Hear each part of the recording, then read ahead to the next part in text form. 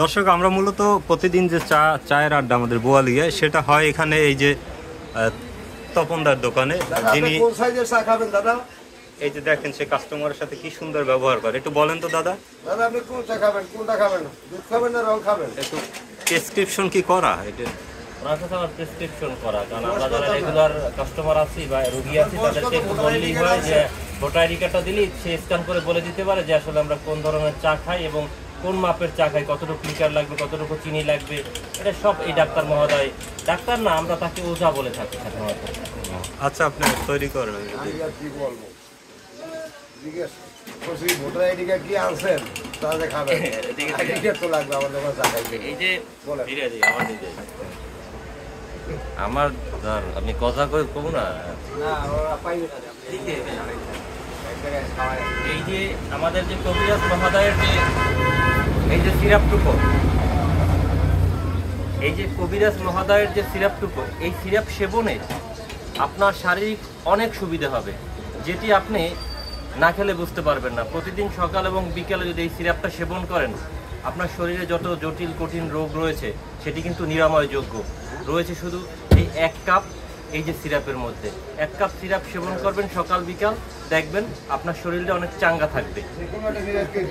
আচ্ছা, আমি একটু বলি, সিরাপ খাওয়ার পরে আমার এখন পর্যন্ত 7,000 টাকার ঔষধ লাগবে তার সিরাপ খাওয়ার পরে। দোষটা তার না, যেহেতু আমার গ্যাস্ট্রিক সমস্যা আছে। আমি ওই যে গোদুগ্ধ দিয়ে চা খাই, কিন্তু উনি আমার কৌটার যে দুধ, ওই দুধ দিয়ে দিয়েছে। আপনি যদি সেবন করেন তাহলে আপনাকে এই যে সিরাপ সেবন করতে হবে। আপনি যদি গোদুগ্ধ দিয়ে বা কনডেন্স মিল্ক দিয়ে যদি আপনি সেবন করেন তাহলে আপনার ক্ষতির দিকেই বেশি যাবে। তাহলে এইখানে কবিরাজ মহোদয়ের কোনো আসলে থাকবে না। আচ্ছা, এটা আমার দোষ। উনি যে রং চা তৈরি করে সেটা অত্যন্ত স্বাস্থ্যকারী এবং উপকারী। কারণ আপনারা একটু দেখেন যে এখানে কিন্তু সাংবাদিকই বেশি। আমরা এই যে মাই টিভির মিজান আছে, এই যে দেখেন, সে কিন্তু বর্তমানে সিরাপ সেবন করলে কি কি রোগ, মানে তাৎক্ষণিক কি কি রোগ ভালো না। দাদা, আপনি একটু আগে সেবন করছেন, এটা কি উপকার পাইছেন? আমার মানে গলাটা একটু ক্লিয়ার লাগতে আছে, ঠিক আছে।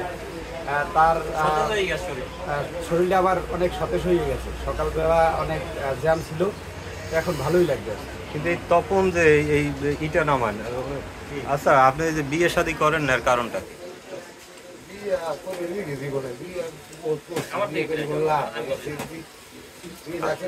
আসলে সে মানুষের, আমি একটু চুমুক দিয়ে নেই, সে এই সিরাপ বানাইতে মানুষের সেবা প্রদান করতে করতে সে যে নিজের সেবা করবে সেই সেবাটুকু করার মতো তার সময় হয় না। আচ্ছা আচ্ছা। সে কিন্তু আরো একটা কাজ করে, যেটি আসলে আমরা গ্রাম বাংলায় দেখে থাকি। আমরা যে ছোটবেলায় যে গরু দিয়ে হাল চাষ করা হইতো, যেটি যে লাঙ্গল, ওই যে লাঙ্গল একটা আছে, আমি জুম করে দেখাই, আপনি বলেন। ওই লাঙ্গলটার কিন্তু সে কিন্তু একজন কারিগর এবং দক্ষ কারিগর। একটা সময়ে তারা কিন্তু কয়েকজন লোকই ছিল এই অঞ্চলের মধ্যে যারা এরকমের এই হাল চাষের জন্য যে লাঙ্গলটা তৈরি করা হইতো, তারা সেটার কারিগর ছিল। এটা হারাই গেল কেন? আসলে এখন কালের বিবর্তনে, যান্ত্রিকতার ছোঁয়ায় আসলে এই যে হাল চাষের যে, ভালো আছেন বাবা?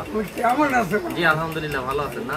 তো আমি একটু কথা বলতেছি। তো এই যে যান্ত্রিকতার ছোঁয়ায় যে মানে পাওয়ার টিলার রয়েছে, এটার কারণে মূলত আসলে এই যে হাতে হাল চাষ গরু দিয়ে সেটা কিন্তু হারিয়ে গেছে, এবং যার কারণে এই যে লাঙ্গলও কিন্তু হারিয়ে গেছে। এখন কিন্তু সে মূলত এই পেশাটাকে বাদ দিয়ে সে কিন্তু কবিরাজি শুরু করেছে, যেখানে 1 কাপ চায়ে এখানে কিন্তু আপনি যদি সেবন করেন সকাল বিকাল, তাহলে কিন্তু আপনার যে কতটা উপকার সেবন করার পরে কিন্তু আপনি বুঝতে পারবেন। আমার যে এই অবস্থা কেন, শুধু এই বয়স অনুযায়ী আমার রূপের রহস্য, তাহলে এই যে সিরাপটা, এই যে বয়স অনুযায়ী যে সেই সিরাপটা দেয়, সেই সিরাপটা যদি আপনি বয়সের সাথে মিলাই খাইতে পারেন তাহলে আপনার শারীরিক অনেক সুস্থতা আসবে। আর যদি আপনার বয়সের সাথে না মেলে তাহলে কিন্তু এটার সমস্যা দেখা দিতে পারে। আচ্ছা দর্শক, এই যে সিরাপ বিক্রেতা তপন ভাই, তার কাছে আপনারা আসলে শুধু চা পান করবেন না, তার কিছু মানে রসালো বা রসাত্মক কথায় আপনার মন ভরে যাবে। কারণ সে কিন্তু মানুষকে প্রচুর পরিমাণ গালাগালি করে, কিন্তু সেই গালাগালিগুলো শুনতে খুব ভালো লাগে। মানে সে গালাগালিগুলো শুনতে মানুষ খুব মার্জিত ভাষায়, এবং সে খুব কৌশলে মানুষকে গালাগালি করে, যা শুনতে অনেক ভালো লাগে। আমাদেরকেও করে, আমরাও সেটা সাদরে গ্রহণ করি এবং ভালো লাগে।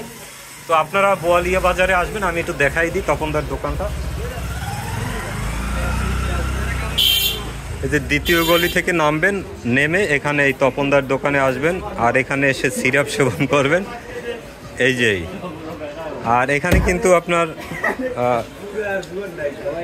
অনেক মানুষই আছে, নারী পুরুষ শিশু বৃদ্ধ সবাই কিন্তু এই চা সেবন করে।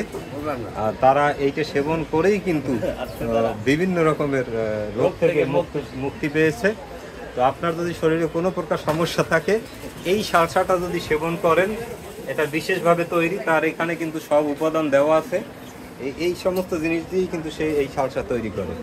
তো ফোন নাম্বারও দেওয়া আছে এখানে, এই যে বৈশাখী স্টোর্স। বিশেষ কোনো কারণে যদি উনি এই চেম্বারে না বসে, তাইলে এই ফোন নাম্বার দিলে তার সাথে যোগাযোগ করে আপনারা তাকে পাবেন। এই আশা করি সবাই আসবেন। এবং এছাড়াও এখানে কাশের ঔষধ বিক্রি করা হয়, যেটা আসলে স্বাস্থ্যের জন্য ক্ষতিকর। আপনারা ওইটা সেবন করবেন না, কাশের ঔষধ, আপনারা এইটা সেবন করবেন। তো সবাই ভালো থাকেন, সুস্থ থাকেন। আল্লাহ হাফেজ। আরেকজন কাস্টমার আসছে, এর একটু দেখাই দিই। হ্যাঁ, এই যে কাস্টমার একজন আসছে, মিজান সাহেব। দেখি কি হয় এখানে।